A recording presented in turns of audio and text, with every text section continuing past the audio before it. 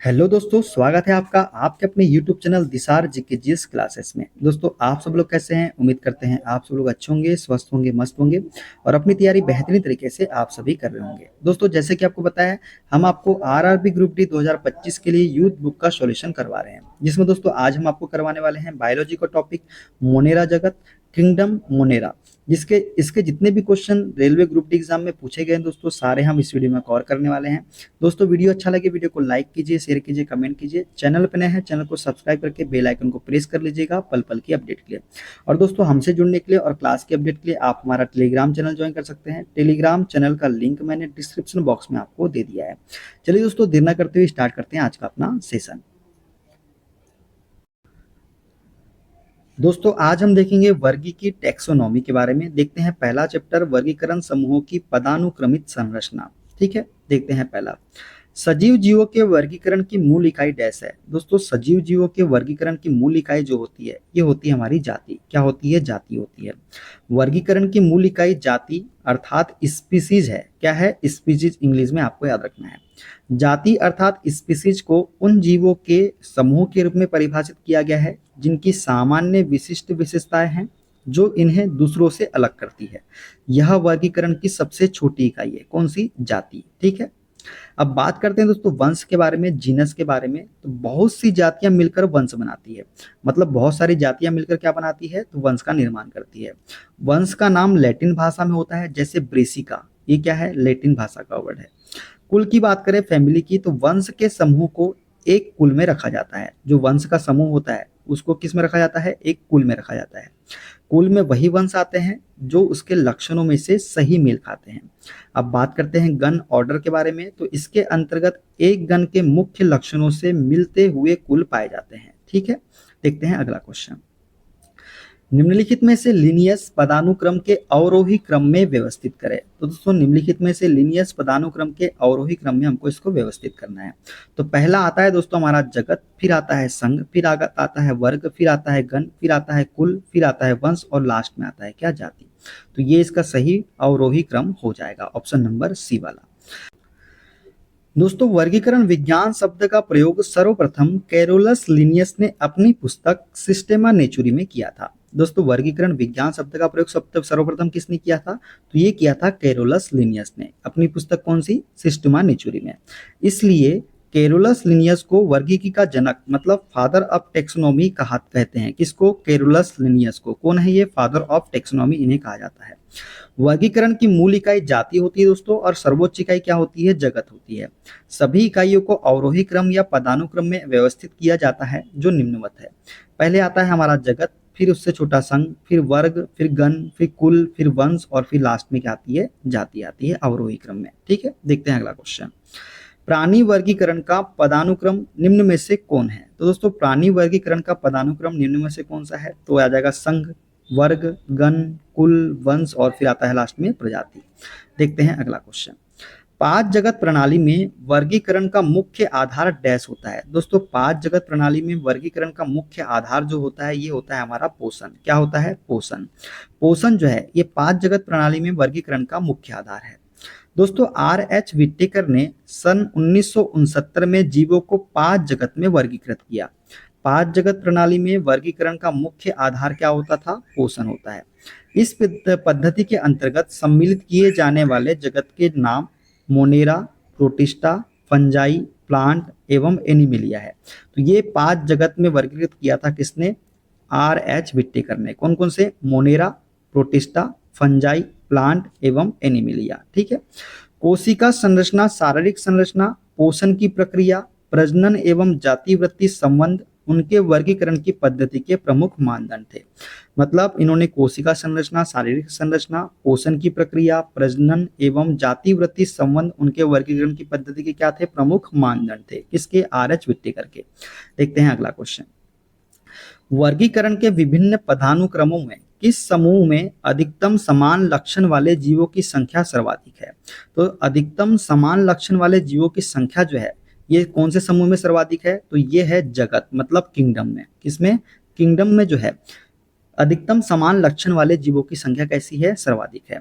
वर्गीकरण के विभिन्न पदानुक्रमों में जगत मतलब किंगडम समूह में अधिकतम समान लक्षण वाले जीवों की संख्या कैसी है? सर्वाधिक है। ठीक है, अब हम देखते हैं दोस्तों मोनेरा जगत, किंगडम मोनेरा।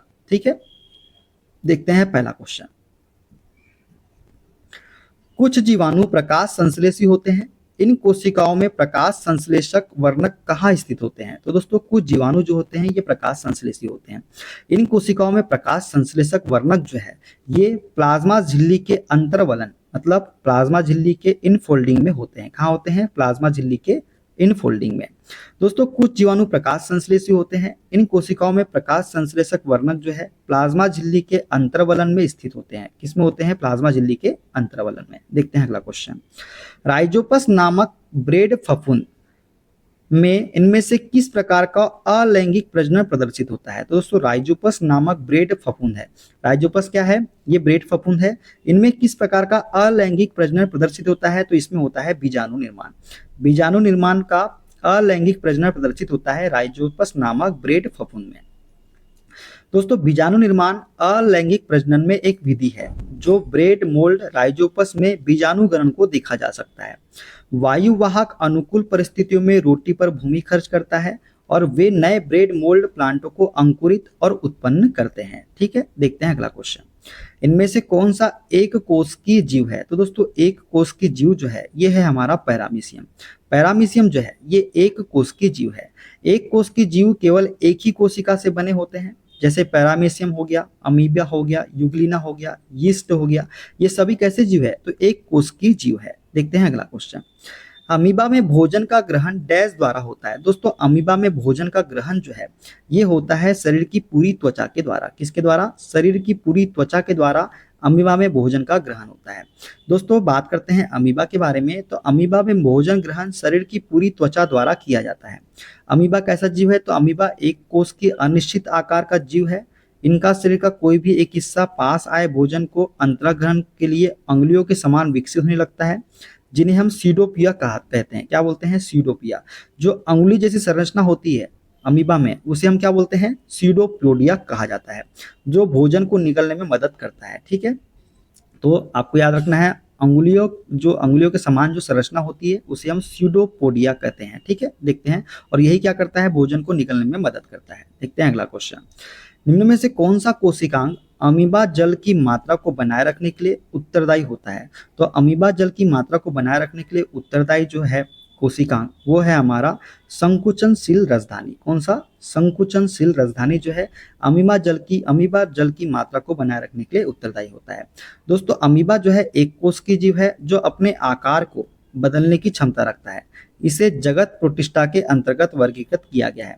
अमीबा में उपस्थित संकुचनशील राजधानी कोशिकांग जल की मात्रा बनाए रखता है। अमीबा परासरण नियंत्रण और उत्सर्जन के लिए भी संकुचनशील राजधानी का ही प्रयोग करता है। अमीबा क्या करता है? परासरण नियंत्रण और उत्सर्जन के लिए भी किसका उपयोग करता है? तो संकुचनशील राजधानी का ही प्रयोग करता है। राजधानी को ढकने वाली झिल्ली को टोनोप्लास्ट हम कहते हैं। क्या बोलते हैं? टोनोप्लास्ट। अमीबा में ये संकुचनशील राजधानियां ऑस्मोटिक संतुलन को नियंत्रित करता है और शरीर से अतिरिक्त पानी को हटाता भी है। ठीक है, देखते हैं अगला क्वेश्चन। निम्न में से कौन सा कीटभक्षी पादप है? तो कीटभक्षी पादप कौन सा है दोस्तों? तो ये है हमारा घटपर्णी पीचर। पीचर जो है ये एक कीटभक्षी पादप है। वे पादप जो अपना भोजन कीटों से प्राप्त करते हैं कीटभक्षी पादप कहलाते हैं। कीटभक्षी पादप के उदाहरण की बात करें तो घटपर्णी पादप हो गया pitcher plant, bladderwort, Utricularia, Venus fly trap, Drosera, Sarracenia, Nepenthes, Dionaea, ये आदि क्या है? ये कीटभक्षी पादपों के उदाहरण है। आपको उदाहरण सबके याद रखना है दोस्तों। घटपर्णी तो जनरली याद ही रहता है, ब्लेडरवर्थ आपको याद रखना है, वीनस फ्लाई ट्रैप याद रखना है, ड्रोसेरा याद रखना है, सरसेनिया याद रखना है, नेपेंथिस याद रखना है, डायोनिया, ये सभी क्या है? कीटभक्षी पादप है। देखते हैं अगला क्वेश्चन। विटेकर के वर्गीकरण के अनुसार डैश समूह में शामिल जीवों में पूर्णतः विकसित नाभिक नहीं पाया जाता है। तो दोस्तों विकसित नाभिक जो है ये मोनेरा जगत में नहीं पाया जाता है। कौन से जगत में? मोनेरा जगत में। दोस्तों वर्ष 1969 में जैव वैज्ञानिक R.H. विटेकर ने समस्त जीव जगत के प्राणियों को 5 जगत मोनेरा, प्रोटिस्टा, फंजाई, प्लांटी तथा एनिमिलिया में विभाजित किया, जिसमें से मोनेरा जगत के प्राणी एक कोशिकीय तथा पूर्व केंद्रीय होते हैं। इनमें प्रमुख कोशिका अनुपस्थित होता है। इसका केंद्रक द्रव्य संपूर्ण कोशिका द्रव्य में फैला होता है, अर्थात इसमें केंद्रक कला अनुपस्थित होती है। किसमें? मोनेरा जगत में। देखते हैं अगला क्वेश्चन। जीव जगत का 5 वर्गों में वर्गीकरण 5 किंगडम क्लासिफिकेशन किसने किया है? तो दोस्तों जीव जगत का 5 वर्गों में वर्गीकरण जो है ये R.H. विट्टेकर ने किया है। कब किया था? 1969 में। देखते हैं अगला क्वेश्चन। विट्टेकर द्वारा प्रतिपादित 5 किंगडम क्लासिफिकेशन में निम्न में से कौन सा समूह शामिल नहीं है? तो एनिमिलिया है दोस्तों, प्रोटिस्टा है दोस्तों, फंजाई भी है, प्रोटोजोआ जो है ये 5 किंगडम क्लासिफिकेशन में शामिल नहीं है। ठीक है, देखते हैं अगला क्वेश्चन। एक बैक्टीरिया अत्यधिक गर्मी, शुष्कता और विषैली रासायनिक वस्तुओं को सहने की क्षमता रखता है। जो एक बैक्टीरिया होता है क्या करता है? अत्यधिक गर्मी, शुष्कता और विषैली रासायनिक वस्तुओं को सहने की क्षमता रखता है। इससे यह पता चलता है कि वह संभवतः डैश बना सकता है। दोस्तों इससे यह पता चलता है कि यह एंडोस्पोर्स बना सकता है। क्या बना सकता है? एंडोस्पोर्स। एंडोस्पोर्स बात करें दोस्तों तो एंडोस्पोर्स एक गैर प्रजनन कठोर संरचना जो कुछ बैक्टीरिया से निर्मित होता है। इसमें मुख्य कार्य जीवाणु को प्रतिकूल परिस्थितियों से बचाना होता है। इसका मुख्य कार्य क्या होता है? जीवाणु को प्रतिकूल परिस्थितियों से बचाना होता है। देखते हैं अगला क्वेश्चन। निम्नलिखित में से किस समूह में बैक्टीरिया जैसे प्रोक्रियोटिक कोशिका तंत्र, केंद्रीय पटल रहित वाले एक कोश की जीव समाविष्ट है? तो दोस्तों इनमें से कौन सा समूह है जिसमें बैक्टीरिया जैसे प्रोक्रियोटिक कोशिका तंत्र, केंद्रीय पटल रहित वाले एक कोश की जीव समाविष्ट है? तो ये है हमारा मोनेरा। कौन सा है? मोनेरा। मोनेरा जगत में एक कोश की जीवों जैसे जीवाणुओं तथा नीलहरित शैवाल को समाविष्ट किया गया है। एक कोश की जीवों में केंद्रीय पटल रहित प्रोक्रियोटिक कोशिका तंत्र होती है, अर्थात जिनमें आनुवांशिक पदार्थ तो होता है परंतु इसे कोशिका द्रव्य में से अलग रखने हेतु केंद्रक नहीं होता है।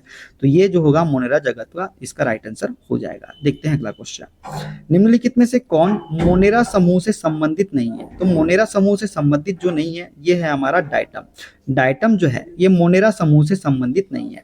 सभी बैक्टीरिया मोनेरा जगत के अंतर्गत आते हैं। जो बैक्टीरिया होते हैं दोस्तों ये किसके अंतर्गत आते हैं? मोनेरा जगत के अंतर्गत आते हैं। आद्य बैक्टीरिया, यू बैक्टीरिया, वास्तविक बैक्टीरिया तथा माइकोप्लाज्म तीनों ही मोनेरा जगत के अंतर्गत आते हैं। मोनेरा में एक कोश की प्रोकैरियोटिक को रखा गया है। डाइटम जो है एक कोश की यूकैरियोटिक है जो प्रोटिस्टा जगत का सदस्य है। मोनेरा समूह से संबंधित नहीं है। कौन सा? डाइटम। डाइटम क्या है? एक कोश की यूकैरियोटिक जो प्रोटिस्टा जगत का सदस्य है। ये यूकैरियोटिक है दोस्तों। और मोनेरा में कैसे होते हैं? प्रोकैरियोटिक होते हैं। ठीक है, तो ये आपको याद रखना है। तो दोस्तों ये थे सारे क्वेश्चन। वीडियो कैसा लगा कमेंट बॉक्स में जरूर बताइएगा। अगला जो हमारा टॉपिक होगा दोस्तों वो होगा प्रोटिस्टा जगत। मिलते हैं अगले वीडियो में। अपना ख्याल रखिए। Okay, bye bye, take care.